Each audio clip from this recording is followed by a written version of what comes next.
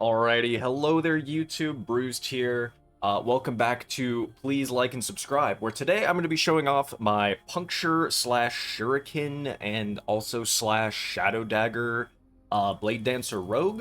This is the character that I've made, that I've been making. I streamed it a little bit, and I've been having a pretty good time with this character. It's I would say, probably the strongest character I've made this season at the very least, out of two, so, you know, not all that crazy. Regardless, it is still a pretty solid character, pretty fun, and so I kind of want to go over it. So as you see, I'm GOOO, level 88 Bladedancer for the season. We got all this kind of good stuff, so I'll just kind of showcase just a quick little monolith, and then from there we'll kind of go into the actual gearing and all that kind of good stuff from there. But yeah, this character has been a lot of fun and pretty quick to throw together. All things considered, like very strong. I think the only thing that this character I still am like in the middle of kind of figuring out is where to kind of slot in more survivability for the character. As you can see, I mean, I'm in empowered and I'm only at like 1500 life. So realistically, there are things in the game that will absolutely crap on you, and you will die if you don't have a better life pool than me. But the damage-wise is very cruisy and very nice. I managed to do empowered. What is that? Empowered Hero. Yeah, I managed to do empowered Hero last night, and that was pretty nice. I definitely died a few times in that fight just because I don't really even know. I don't know the Harbinger fights that well anymore. It's been a long time since I even did those fights initially when they came out. So I definitely got clipped a lot, and definitely a lot of me just going like, oh, that's how that works. Okay. So, but yeah. Oh, what am I doing here? Oh, I'm killing the old guys. Okay. So yeah, for the most part, all that we're doing though is we have Puncture here, which is applying 2 stacks of, it's applying 2 stacks of Shadow Dagger every single time it hits, and so it's applying Shadow Dagger, which Shadow Dagger, I didn't even know Shadow Daggers were a thing until I was making this character, but Shadow Daggers are apparently a throwing attack. That is kind of like a stackable debuff that you put on enemies, and when you get to 4 stacks, it launches all of the Shadow Daggers that are around the target. And you'll see like this map is way too dark for it, but you'll see like when you're doing things against like bigger targets, you'll see the actual like animation of the daggers around the target that you're on, especially if it's a bigger target, you'll see the actual Shadow Daggers. And then for generic damage stuff, and whenever we activate our shadows using Synchronized Strike here, then we get a bunch of shadows that all come out, and they will all copy your Shuriken, so we can just use Shuriken there, and we will get a bunch of them all going out, and the shadows deal a bunch of increased damage, so, and they also use your instance of Shurikens, so they will, all of the Shuriken like buffs that you have and all the throwing damage stuff that you get will all go out and will do a lot of good damage, and it is a really good burst option that we have. Please don't kill me. So as you see, we basically just half health, nearly full killed that thing just with 1. And there we go. That's literally it for the monolith. Let's see what this Harbinger has though, because if it's spicy, I'll use it. If it's spicy, increase damage over time, fizz damage. The hell is this? Puzzle Swine Bone Clash? I don't think I've ever seen that thing. Wait, no, I have. I have one of those. Spanish. Got it. Okay, but yeah, that's the character. That's the general game plan. Is you're just running around, and you jab people with your Puncture. And then whenever, you know, if it's a ranged target, as you're just kind of running around, you just kind of have your Shurikens here, which these are chakrams, and all that kind of good stuff. So I think we'll do passives and skills first, and then I'll go over gear at the end. So first up, we got passives. Passive tree is probably the area where I am, like, the least certain that everything I've taken here is, like, the most optimal. This is an area where I am very, like, I feel like there is just so many good things to take as Bladedancer, as Rogue in general. There's so many good things to take and so many good ways to go that I don't really know the best ways to go. So right now we have Swift Assassin, because the attack speed and the plus fizz damage is really nice. And then same with Lethal Cadence. We're attacking really fast, we're throwing shurikens out a lot. So I feel like both of these nodes are really good and should be solid. I had Disembowel for a while, but we apply Bleed already so much as is that I don't think it's actually worth to invest into this node here. So I ended up respeccing out of that. Tapping Strikes is just good because Puncture costs 0 mana. So every time we attack, excuse me, every time we attack, then we are getting life and mana back from that, and at the same time, we also have some leech with Puncture, so we are both leeching and gaining some life and mana back every time we attack. So that's seemingly pretty good. Also, anytime Synchronized, Synchronized Strike is a melee attack, so we're getting some leech from that as well. Twin Blades, of course, so that we can actually be dual wielding, Dex and Health, Guile, Evasion, and Agility, all just very good survivability nodes, and a bit of damage and haste over here. I'm thinking for the next couple levels on this character, I would probably put points into Duelist here, and just get more crit and dodge. I think this is probably worth investing in even earlier than I am right now. So I'd probably say investing into Duelist is really good. And then on the actual Bladedancer tree, we just kind of want the bonus from here, and then Cloak of Shadows, of course, Glancing Blows, Shroud of Dusk, and Veil of Night here. We want Dust Shrouds, we want some life for sure. This actually right here, I'm not even going to try to pronounce that, never mind, as soon as I looked at the word. But yeah, we get a bunch of health every time that whenever we cast our ability. Our shadows deal more damage, and shadow daggers, which we're applying a lot of with Puncture, are then dealing more damage to rares and bosses, which is terrific for us. We have Flash of Steel over here, which is just another very good node for us to have. I started putting some points in the weapon of choice. I'll talk about it a bit more in the gear. I think you can very much so invest into this point if you are planning to stick with a sword and a dagger like I am right now. But if you're not going to, then I would say invest in these points kind of at your own leisure, at your own risk. I would say instead, if you decided you weren't going to do that, and again, we have Blood Dance here for this. This is for the melee leech stuff. So if you are planning to use a different weapon type, I would instead probably invest into Argent Veil some more. Hooked Blades is really good for the Armor Shred and Armor Shred effect. Critical Eye over here, just nice for the crit vulnerability. Crit chance is also pretty nice. It's possible that the Perfection stuff up here is also very strong. I think it probably is, but ultimately I decided not to invest in it because I know me, and I know that I will get hit. And this thing seems to require you to largely be at either max life or at least high life, which is at least 75, which is at least 70% full health though for Exuberance over here. So potentially worth investing into these things because it does give you some defensive dodge and all that kind of good stuff. But I personally know my own thing of what's happening. And also, again, we have to be pretty close range for Puncture to hit. So I don't really know how crazy I am about doing that. These 3 points here, Scarlet Stream, I think I'm also a little bit iffy on taking, because we aren't taking Crimson Shrouds. We don't need to take Crimson Shrouds. So these 3 points here are also very possibly not super worth taking. We could probably remove these 3 and invest them elsewhere, like into our Silver Shrouds, like into our once over here if we want, or you know, these can go probably anywhere, maybe even over here with Cloaked Reaper or Spellbreaker here. So plenty of points that I think that you can kind of maneuver and mess around with. I don't think that there's necessarily one correct answer with this build. I think that there's just a lot of different directions you can go with it, but it is fun, and it is it's so far kept me alive at least long enough to do Empowered Rifts and all that kind of stuff. And then skill-wise, so of course we have Shuriken. Shurikens you get very early on.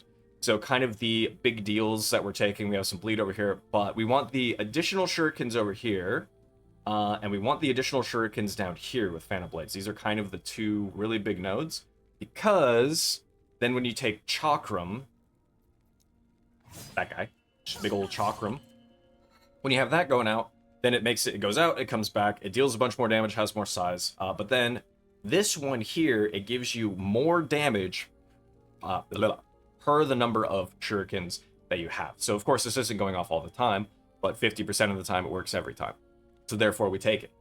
And then we just want, unfortunately, the pierce chance makes sense. You have to take it to get that. So yeah, otherwise I think just the flat damage up here, the crit multi here, We don't want deadly aim there. And then you can kind of spread from there. Entry points is one that I took because we have a lot of ailment stacks that are going out against enemies anyway, and every time we're throwing it out, chances are they're gonna bleed or something, and we have a ton of ailments that we're applying, so that just kind of became it. But physical penetration here wouldn't be a bad idea. Taking another level into that if you got more points there, more attack speed.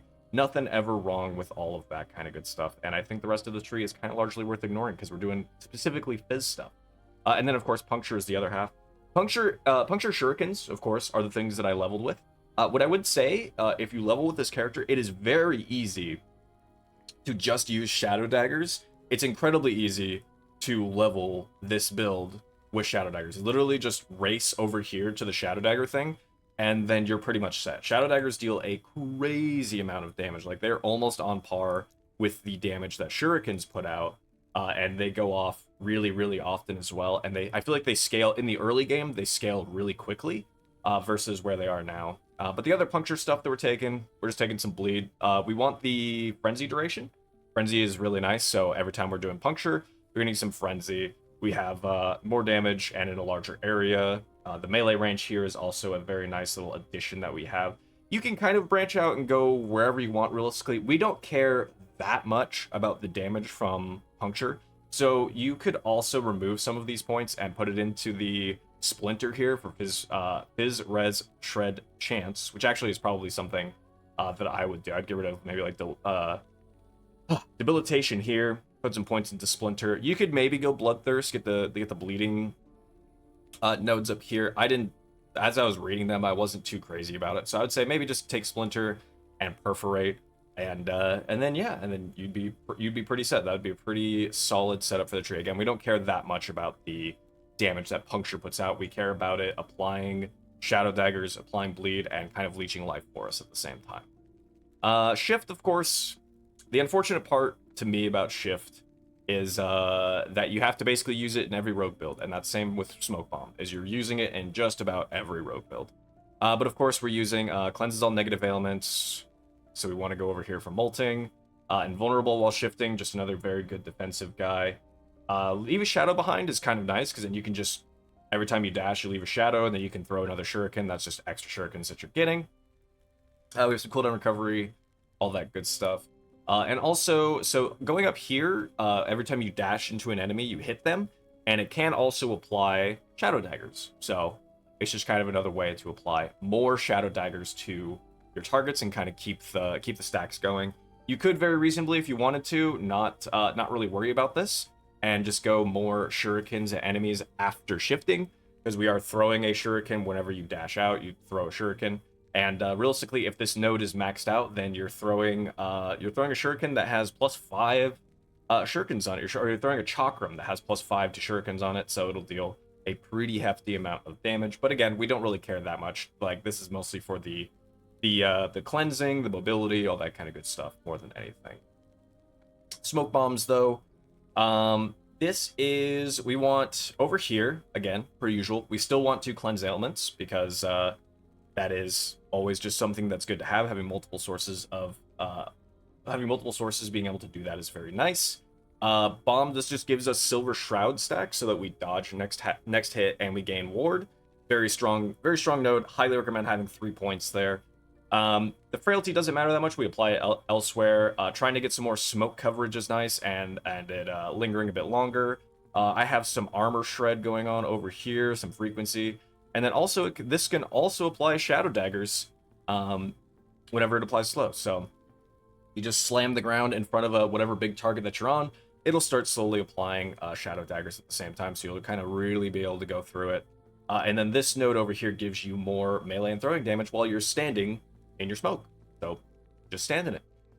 But yeah, I think going more duration is good. Getting some more area up here and growth speed with Impending Gloom is also very nice. So lots of good nodes, lots of good things to take while you're inside of your smoke bombs. Lots of good defensive value that you get out of this entire wheel. And then last but not least, Synchronized Strike over here. Inflicts enemies with Shadow Daggers. Armor Shreds gives them more Armor Shred effect. Gives them critical vulnerability whenever you're hitting, and also deals more critical strike damage, which is great. Synchronized Strikes deals damage a larger area. Oh, that's right. This one up here, Dark Allies, is a very good... Like, it costing significantly more mana does not matter at all, actually, because, again, this is kind of what we're using for our big target, our big AoE, kind of just like Cleave, so we just want to go, just have as many of them out as we can, like, is just, you know, be casting that and then shurikening whenever, but even then, like, the mana cost really isn't that bad, and I would say Synchronized Strike is realistically the thing that's going to cost you the most mana. You could make Shuriken cost 0, actually. It's pretty easy to make Shuriken cost 0, so it really doesn't matter that it costs more. So just creating more shadows for us to then throw shurikens with is great. That's just a lot more damage that we're getting to add on top of things. You can actually remove dynamics here. I think I just have these points left over. So I would remove these points, put it into maybe Crimson Storm here for some shrouds if you want that. Maybe just Shadow Fang here just for them just dealing generically more damage. Tons of stuff. Oh, consumes. I see. No, I don't think you really need to worry about that. So, yeah, I don't know. Maybe Razor Strikes, maybe Crimson Storm. But you can remove this node. This node I think I had early because I was spamming a bit more than I do nowadays. I think I was spamming a bit more, but you realistically don't need to worry about this. So I'd move these points elsewhere. And yeah, so that's passives. That's the skill tree setup type deal. So yeah, you know, like I said, you like you saw at the start, you just kind of run around, you puncture things. Most things die to that. If they don't, or if they're further away, you just shuriken out some stuff. Whenever it's a big target, you can synchronize, throw your shurikens. Or if it's a even bigger target, if it's an actual like boss or one of the rune prison guys or whatever, then you can just smoke bomb and then synchronize strike and bam, and then just kind of go nuts from there and do your thing. Shurikens and shift, and that's your kind of whole setup. That's your whole shebang right there. And with that, we'll roll into gear, which unfortunately, gear-wise, I have been pretty unlucky. I've been semi-lucky and kind of unlucky at the same time. So, start with weapons. I actually really like Scissors of Atrop here.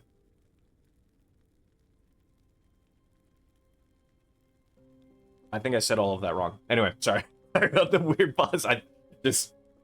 My mind completely blanked. I was just staring at the name going, duh. Anyway, so I actually really like this thing. The thing that initially got me to do this, build, was reading that Kismet gives you plus 8% throwing crit strike chance and plus 8 throwing physical damage per stack. What I didn't know at the time was that A, Shadow Daggers existed, and 2, that Shadow Daggers are a throwing attack, technically. So realistically, every time that you puncture twice, you consume your 2 stacks of Kismet to then apply to your Shadow Daggers instead of applying it to your Shurikens. You won't get 8.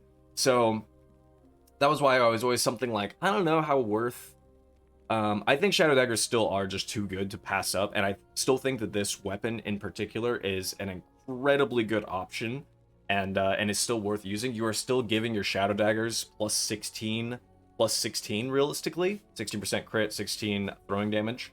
So it is still a very, very good weapon. It just isn't really going to apply to shurikens as much as it's going to apply to Shadow Daggers. But it's still very good. And if you wanted to invest a little bit less, you could take one of these points away from Puncture. This gives Shadow Daggers a 100% chance, but it's double if you directly use Puncture. So if you attack once, it applies 2 stacks instead of 1, and that's why then it consumes 4. But if you took 1 point away from this, you would still be guaranteed to apply 1 Shadow Dagger, but not 2. So then you'd have to attack 4 times for your Shadow Daggers to go off with Puncture. So that could give you more stacks of Kismet to use with Shurikens instead, if you wanted to go that route. But I, for now, have just kind of left it set up the way that it is right now. Ideally, you probably don't get one that has increased poison damage and chance to poison on hit. Neither of those things really matter to us. It's fine, it's extra damage, but it really doesn't matter at the end of the day. We really want as much, I would say, probably flat melee damage as you can get. Try to get some flat melee damage, maybe some bleed, some damage over time, some just increased fizz, some increased crit multi. Any of that kind of stuff would be better than this. But this is the best one that I have come across so far. So, take it or leave it. Offhand wise, I'm using a Trader's Tongue. I have just not been able to find anything better to fit into the slot of Trader's Tongue. You could probably get something. Also, unfortunately, the increased damage over time was just something that a Harbinger brought back for me. It would be better if this had some legendary potential and I got to stick some crit chance or crit multi on this thing or something. So that would be a better use of a Trader's Tongue if you also have one and also want to do it. But it does give us crit strike chance while it's in our offhand, and it also gives us 2 levels to all of our skills, some melee attack speed. So it's a good serviceable weapon for sure. I was like, I've been really kind of trying to find something better, but just nothing has fit the bill yet. So ultimately, I think this is kind of what I'm sticking with. Again, there might be better options out there, but I just have not found anything personally. So this is what we have. The other, I'll go over my 2 uniques and then we'll start looking at actual gear. Penumbra here. Penumbra, very good ring. I unfortunately increased minion health. This is so tragic. Once again, Harbinger brought this back for me. At least the Harbinger was nice enough to give me one with increased critical strike chance as well. But the increased minion health is so terrible. Realistically, you try to get one with legendary potential. You can have one with crit. Crit is very nice. But ideally, more so, you could either get plus life. Life would be really good, life and phys damage or something. Or you can also look for one that has, like this, plus throwing damage minus throwing attack mana cost. Good grief, I can't speak. Which then will also let shurikens cost 0, so it's free to spam. But even with it costing 3 mana, it's basically nothing. You won't even have to worry about the mana cost of it whatsoever.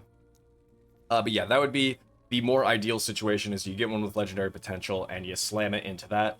The area that you have to get it, though, is unfortunately really, really annoying. You have to run Arena, and you have to specifically get the Crimson Arena at the end. So the boss that needs to spawn is the Crimson Arena boss, which is the Rogue boss. And then it only has a chance to drop the ring from there. So I did Arena, I don't even know, like a dozen plus times before I finally got Penumbra to drop. So it's kind of annoying. It's not terribly rare, it's just annoying to have to run Arena. It's very mindless. But realistically, Penumbra itself is a very good ring. It's giving us Biz Penetration with Shadow Daggers. It's giving us more damage for skills used by Shadows, which again, they are using Shuriken, so that is going to be a lot more damage we're getting. Some crit multi, 9 health on crit. Very strong. Try to get one that's a little bit better than what I have. The Rakas, speaking of things that again, the Harbingers have completely screwed me on. The Raka's Claws. Also a very good option for us. Plus 2 projectiles with shurikens, which is fantastic for Chakram. Again, remember, we're dealing more damage per projectile we have with shuriken. So Laraka's Claws is very good. Same with the huge throwing critical strike multiplier that again applies to both shurikens and shadow daggers, which is great. And unfortunately, the plus mana makes me want to cry on the inside and on the outside. But again, that was just a Harbinger brought this back to me. This has been the best option that a Harbinger has brought back to me every single time. Otherwise, they keep bringing me back minion health Larakas, and it makes me want to scream. So again, try to get Larakas. It's not terribly, they're not terribly uncommon. You can very much so just do the old classic Rune of Ascendance on some gloves until you hit one. That's pretty much what I did to hit like 3 or 4 of these, and then sent them into Harbingers because none of them had legendary potential, and they all came back with crap. But if you get one with legendary potential, tons of options again to go with there that you could stick onto it. Dodge rating is something that's really good. Throwing damage is something that's really good. Crit multi, throwing attack speed is really good. Melee attack speed is really good. Any kind of big life roll is really good. So tons of options to really go into your Laraka's Claws there. From there, ideally you get an Exalted Hat that has +2 shurikens, more so than, so you'd get a +3 to shuriken, or does it go to +4? I don't know. Either way, at least +3 exalted ideally, but then something else, just life, generically just defensive oriented. Same thing with the amulet, just anything that has, ideally probably even, you probably don't even need the exalted throwing damage one like I have here. You could probably get one that again has exalted life on it or something along those lines. The increased damage over time also doesn't matter a huge amount, so that could be replaced with something else, like even just flat increased physical damage would also be something that's really good. But otherwise, just again, try to fill your resistances, try to get some more life, all that kind of good stuff. Chest piece wise, chance to bleed on hit with shurikens, doesn't matter. Try to get something else here that is better overall. Dodge rating, life, percent increased life. Even the plus to smoke bomb there, you can add more levels to your smoke bomb. That would be good.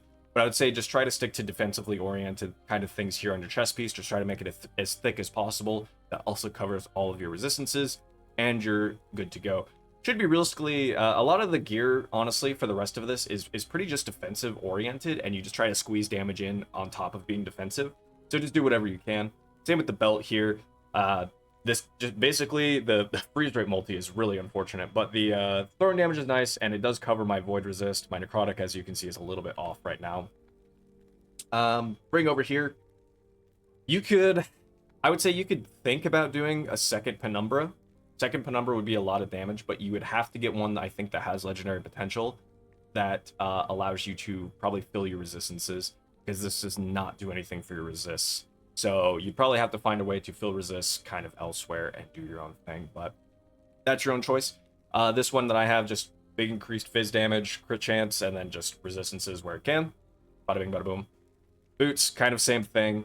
These are doubles, so plus dex. Also, getting anything with exalted dexterity is also very nice. I'll say, you know, chest piece, belt, glove, belt, boots, whatever. Yeah, the fractured +6 strength does nothing and makes me a little bit sad, but that is the case with the boots. And then dice, same thing. There might be a better base than this. I'm not 100% certain if there's a better base.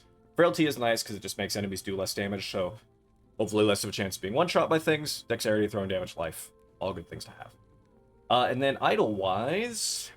Idols... Oh god, I got so unlucky with idols, I feel like, as far as the Weaver's potential goes. Like, this one is pretty good. Like, most of them are decent at this point. You know, crit chance, crit multi, and then you're just kind of looking for whatever else you can from there that's, like, still good. You know, crit multi while dual wielding, increased throwing damage, crit multi while dual wielding, damage while wielding a sword. But I ran into so many instances like this that are also, like, fine, where we get Silver Shroud duration and effective haste, but realistically they're not all that they're not all that good. But I just cannot for the life of me get Weavers to roll anything better. But there are a lot of options idle wise for things that are good. So increased throwing damage, like I was saying, you know, damage while wielding a dagger or wielding a sword, crit chance per equipped dagger, damage while wielding a sword. That's a good option right there. So tons of good options for us, actually. The really tricky part is honestly just getting a Weaver's Touch that matters. So often it'll be the Silver Shroud stuff, which again, Silver Shroud is good, it's just not gonna offer you a whole lot.